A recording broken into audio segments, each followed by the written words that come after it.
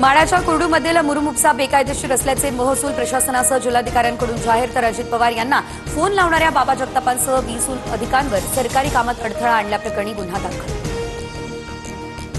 Hyderabad gazetteer नंतर आता सातारा गॅझेटवर आधारित अहवाल तयार करण्याचे सरकारचे आदेश, तर मंत्रिमंडळ उपसमितीने पुणे विभागीय आयुक्तांना 3 दिवसांमध्ये अहवाल सादर करण्याचे दिले आदेश. शेतरस्त्यांसाठी बावनकुळ्यांकडून मुख्यमंत्री बळीराजा पाणंद रस्ते योजनेची घोषणा. शेतीमधील वाहतुकीची समस्या सोडवणार, सीएसआर फंडातून निधी करणार उपलब्ध.